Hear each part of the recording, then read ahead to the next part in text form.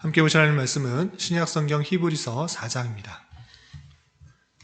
히브리서 4장, 오늘 12월 4일 히브리서 4장을 읽는 날인데 1절부터 좀 길지만 16절, 마지막 절까지 함께 읽겠습니다. 히브리서 4장 1절부터 16절까지 신약성경 356쪽 전후를 보시면 되겠습니다. 1절부터 마지막 16절까지 함께 봉독합니다. 그러므로 우리는 두려워할지니 그의 안식에 들어갈 약속이 남아있을지라도 너희 중에는 혹 이르지 못할 자가 있을까 함이라. 그들과 같이 우리도 복음 전함을 받은 자이나 들은 바 그 말씀이 그들에게 유익하지 못한 것은 듣는 자가 믿음과 결부시키지 아니함이라. 이미 믿는 우리들은 저 안식에 들어가는도다.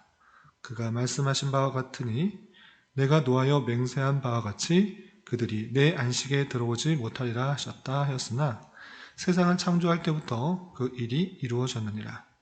제7일에 관하여는 어딘가 이렇게 일렀으되 하나님은 제7일에 그 모든 일을 쉬셨다 하였으며 또다시 거기에 그들이 내 안식에 들어오지 못하리라 하였으니 그러면 거기에 들어갈 자들이 남아있거니와 복음 전함을 먼저 받은 자들은 순종하지 아니함으로 말미암아 들어가지 못하였으므로 오랜 후에 다윗의 글에 다시 어느 날을 정하여 오늘이라고 미리 이같이 일렀으되 오늘 너희가 그의 음성을 듣거든 너희 마음을 완고하게 하지 말라 하였나니 만일 여호수아가 그들에게 안식을 주었더라면 그 후에 다른 날을 말씀하지 아니하였으리라. 그런즉 안식할 때가 하나님의 백성에게 남아있도다. 이미 그의 안식에 들어간 자는 하나님이 자기의 일을 쉬심과 같이 그도 자기의 일을 쉬느니라. 그러므로 우리가 저 안식에 들어가기를 힘쓸지니 이는 누구든지 저 순종하지 아니하는 본에 빠지지 않게 하려 함이라. 하나님의 말씀은 살아있고 활력이 있어 좌우의 날선 어떤 검보다 예리하여 혼과 영과 및 관절과 골수를 찔러 쪼개기까지 하며 또 마음의 생각과 뜻을 판단하나니 지으신 것이 하나도 그 앞에 나타나지 않음이 없고 우리의 결산을 받으실 이의 눈앞에 만물이 벌거벗은 것 같이 드러나느니라. 그러므로 우리에게 큰 대제사장이 계시니 승청하시니 곧 하나님의 아들 예수시라. 우리가 믿는 도리를 굳게 잡을지어다. 우리에게 있는 대제사장은 우리의 연약함을 동정하지 못하실 이가 아니오 모든 일에 우리와 똑같이 시험을 받으신 이로되 죄는 없으시니라. 그러므로 우리는 긍휼하심을 받고 때를 따라 돕는 은혜를 얻기 위하여 은혜의 보좌 앞에 담대히 나아갈 것이니라. 아멘. 네, 감사합니다. 오늘 말씀 읽기 본문은 히브리서 4장입니다. 히브리서 4장은 우리가 앞서서 살펴본 히브리서 1장과 3장 그 내용을 종합하여서 예수 그리스도를 참으로 믿고 참된 안식에 들어가야 될 것을 표현해주는 정리하는 그런 단원이다 라고 생각할 수 있습니다. 또한 히브리서 1장부터 13까지 있는 전체 내용을 한 문장으로 좀 요약을 한다고 하면 우리가 히브리서 1장을 살펴볼 때 우리가 먼저 살펴본 것 같이 히브리서 4장 14절부터 16절까지가 히브리서 전체를 요약한 그런 내용으로도 생각할 수가 있는 것입니다. 그래서 오늘 말씀 읽기 본문인 히브리서 4장의 내용을 통해서 말하고자 하는 히브리서에서 말하고 있는 핵심들을 잘 파악하고 우리가 믿는 바를 잘 확인해야 될 것입니다. 그럼 히브리서 4장은 어떤 내용으로 되어 있는가? 여러분들 갖고 계시는 말씀일기 책자에 개요가 잘 나와 있는데 그 부분을 보면서 확인하도록 하겠습니다.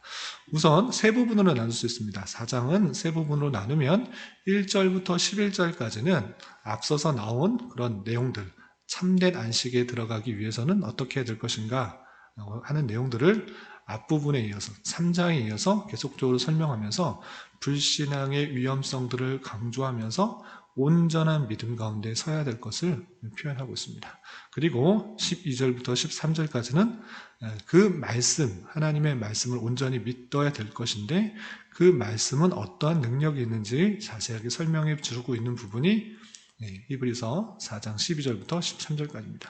그리고 마지막 14절부터 16절까지는 우리의 연약함을 체휼하신 그리스도가 어떤 분이신지를 다시 한번 요약 정리하면서, 그러므로 우리는 그 예수 그리스도를 믿음으로 하나님의 보좌 앞에 담대히 나아가야 된다라는 내용들로 다시 1장부터 3장까지 내용들뿐만 아니라 히브리서의 전체 내용을 아울러서 이렇게 우리가 해야 된다라는 것들을 강조하고 있습니다.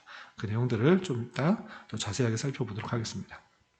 우선 1절부터 11절까지는 불신앙의 위험성에 대해서 설명하고 있는데, 그냥 길게 좀 다양하게 좀 설명하고 있는데, 핵심적인 내용들은 무엇인가 라고 했을 때, 하나님의 말씀이 모든 사람에게 선포되는 것입니다.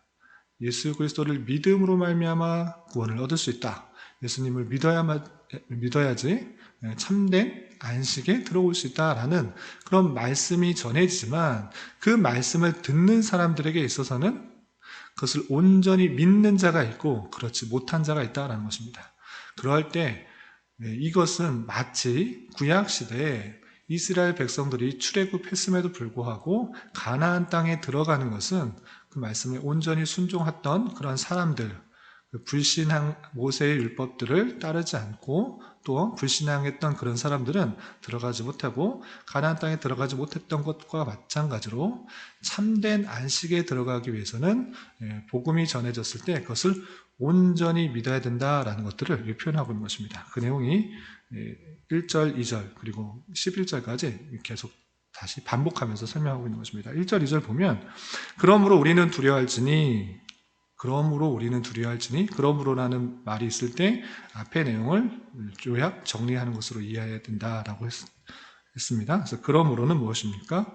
앞서서 계속 설명한 것, 참된 안식에 들어가기 위해서는 하나님의 말씀, 그 말씀을 온전히 믿고 따라야 된다라는 그런 내용들이 앞에서 나왔는데, 그렇기 때문에 우리는 두려워할지니 그 안식에 들어갈 약속이 남아있을지라도 너희 중에는 혹 이르지 못할 자가 있을까, 이렇게 두려워하라 이렇게 되어 있습니다.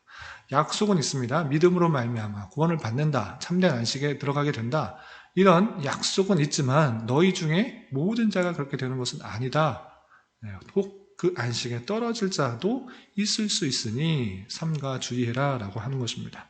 왜 그들에게 약속이 있어도 모든 사람이, 세상에 있는 모든 사람이, 또 복음을 받는 모든 사람이 들어가지 못하는가? 그 내용이 2절에 있는데 이렇게 표현하고 있는 것입니다. 2절 보면 그들과 같이 우리도 복음 전함을 받은 자이나 들은 바 그 말씀이 그들에게 유익하지 못한다라는 것은, 영향력이 없게 되는 것은, 또는 참된 안식에 들어가는 효력을 발생하는 그런 믿음이 되지 못한 것은,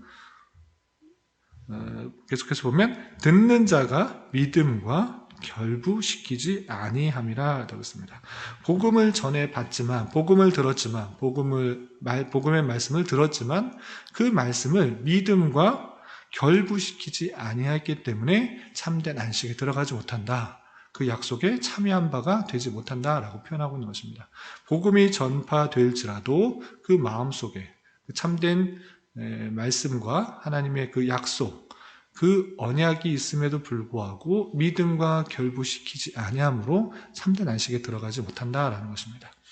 그렇기 때문에 우리는 말씀을 듣는 것 또는 아는 것에 그치는 것이 아니라 그 말씀이 실제 나의 삶에 적용되어서 믿음과 부합하여서 행동으로까지 이어지는, 생각으로 또 바뀌어지는 그런 모습으로 변화되는 것만이 참된 믿음이라고 할 수 있는 것이고, 그리고 그것이 참된 안식으로 이끌어 가고 있다라는 사실들을, 이끌 수가 있다라는 사실들을 이해해야 되는 것입니다. 참된 안식으로 가는 그 방편은 믿음과 결부시는 것, 믿음과 화합하는 것, 믿음과 연합하는 것, 그 지식이 참된 믿음이 되는 것, 나의 행동과 삶과 내 생각 전체가 바뀌어지는 것을 통하여서 그 안식에 들어갈 수 있게 된다는 것입니다. 그래서 그 내용들을 부연 설명하기 위해서 모세의 예도 들고, 또한 여호수아의 이야기를 들고, 또한 다윗의 이야기를 계속적으로 덧붙이는 것입니다. 그리고 창조 때 제7일에 안식하였는데 그 모든 안식의 내용들, 모세에게 하신 그 가나안 땅에 들어가서 주실 안식들, 또 여호수아에게 주셨던 말씀을, 여호수아를 통해서 주셨던 말씀들, 또 다윗을 통해서 주셨던 말씀들, 그 모든 말씀, 안식에 대한 그런 예표는 참된 안식을 말해주는 그런 것인데, 그것은 비로소 예수 그리스도를 믿음으로 말미암아 얻게 되는 참된 안식이다라는 것들을 11절까지 계속적으로 표현하고 있는 것입니다. 그래서 그 믿음을 갖고 믿음을 가져야지 그 안식에, 참된 안식에 들어갈 수 있는데, 이 믿음을 갖게 하는 그 방편이 무엇인가? 그것은 다름 아니라 하나님의 말씀이다라는 것들을 4장 12절부터 13절까지 표현하고 있는 것입니다.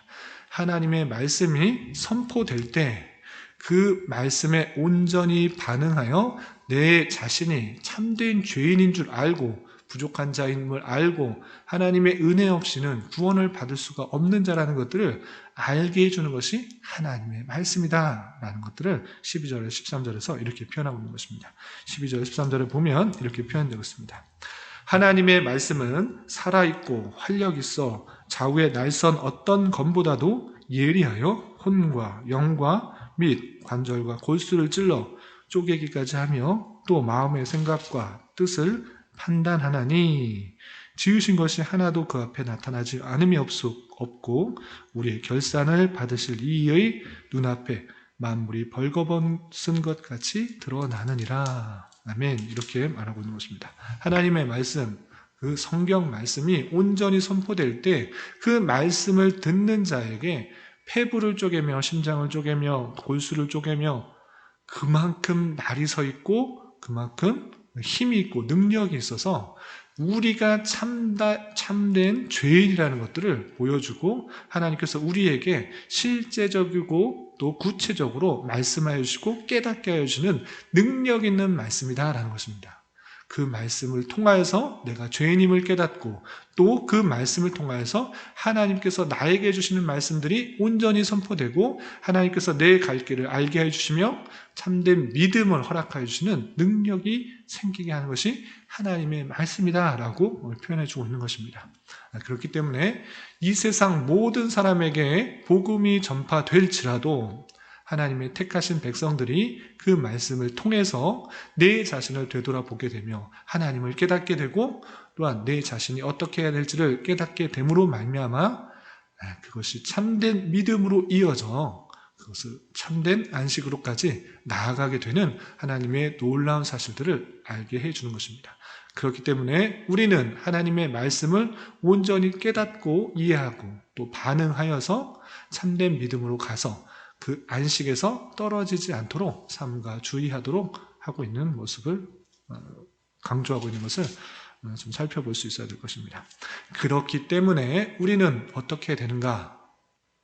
앞서서 내용들 1장부터 3장까지 또 4장 전반부까지 그런 내용들, 예수 그리스도께서 어떤 분이신지를 잘 설명하고 또 믿음이 어떤 것인지 우리가 어떻게 해야 될지를 잘 설명해 준 다음에 이렇게 결론을 하면서 마무리를 하고 있는 것입니다. 14절부터 16절 계속해서 보겠습니다. 14절. 그러므로 우리에게 큰 대제사장이 계시니 승천하시는 이 곧 하나님의 아들 예수시라. 우리가 믿는 도리를 굳게 잡을지어다. 아멘. 우리 1장에서 하나님의 아들 예수 그리스도께서 얼마나 위대하신지 그 신성에 대해서 잘 설명해 줬고, 그리고 그분께서 또 이 땅에 어떻게 오게 됐는지, 또 사람의 모습으로 어떻게 오게 됐는지에 대해서 설명을 했습니다.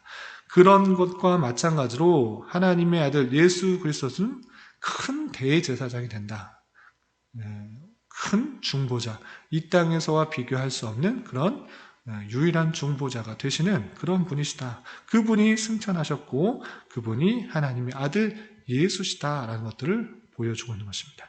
그 믿음, 그 내용, 그 말씀을 우리가 굳게 잡아야 된다.